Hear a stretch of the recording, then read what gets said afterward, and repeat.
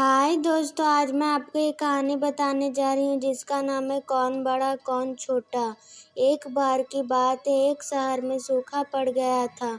यहाँ तक कि लोगों के लिए पानी की भी तंगी हो गई थी। धीरे धीरे लोग वहाँ से जाने लगे और एक दिन ऐसा आया कि पूरा शहर खाली हो गया। वहाँ सिर्फ चूहे रह गए। चूहों ने वहाँ अपना राज्य बसा लिया था। एक बार उस जमीन से पानी का एक स्रोत फूटा और वह तालाब बन गया। दूसरी ओर उस शहर से कुछ ही दूर पर था जहाँ कई जानवर रहते थे। उन जानवरों में से हाथियों की संख्या भी बहुत ज़्यादा थी। वहाँ पर भी भयानक सूखा पड़ गया था। सभी जानवर हाहाकार मचाने लगे थे। जब हाथियों को पता चला कि उस शहर में पानी का स्रोत है तो वह तुरंत उस शहर की ओर चल पड़े। रास्ते में चूहों का शहर था। विशाल हाथियों के पैरों तले कई चूहे दबकर मर गए और वहां से आते समय भी कई चूहे फिर से दबकर मर गए।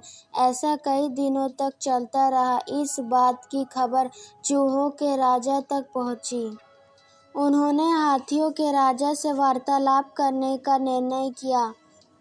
एक बड़े से पेड़ के नीचे गजराज खड़ा था और वहाँ चूहों का राजा सामने आया और वह बड़े से पत्थर पर चढ़ गया और कहा कि गजराज को मेरा नमस्कार। मैं चूहों का राजा हूँ और मैं इस शहर में अपनी प्रजा के साथ रहता हूँ। हाथी को उसकी बात सुनाई नहीं दी।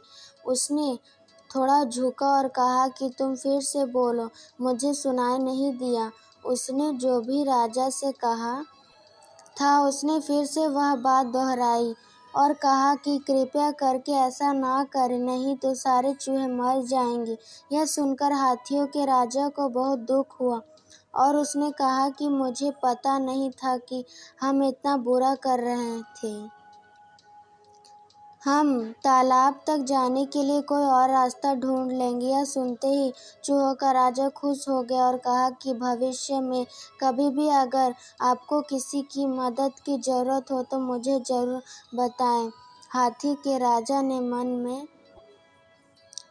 सोचा कि यह छोटा सा जीव हमारे किस काम का, इसलिए उसने चूहों को मुस्कुराकर विदा किया।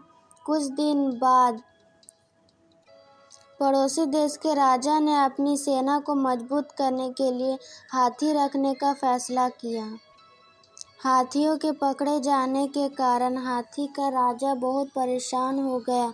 एक रात टहलते समय हाथियों का राजा एक जाल में फंस गया।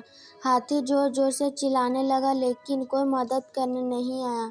इसी बीच एक भैंस ने हाथी की आवाज़ सुनी और वह उस हाथियों के राजा के पास आया। एक बार हाथी के राजा ने भैंस को गड्ढे से निकालकर उसकी जान बचाई थी। उसको जाल में फंसा देख वह बहुत चिंतित हुआ और बोला कि मैं आपकी किस तरह मदद कर सकता हूँ। हाथियों के राजा ने कहा कि तुम जल्दी से मूसकों को मेरी खबर दो। यह सुनकर भैंस दौड़ता दौड़ता चूहों के राजा के पास गया और सारा हाल बताया। चूहों के राजा ने तुरंत हाथियों के पास गया। फिर उसने जाल को काटा, हाथियों के राजा को आज़ाद कर दिया। इससे उनकी दोस्ती गहरी हो गई और वह खुशी खुशी रहने लगे। इस कहानी से हमें यह सीख मिलती है कि हमें किसी को भी कभी छोटा नहीं मानना चाहिए और किसी ने भी अगर आपकी मदद की या ना की हो, उनकी मदद हम लोगों को ज़रूर करनी चाहिए।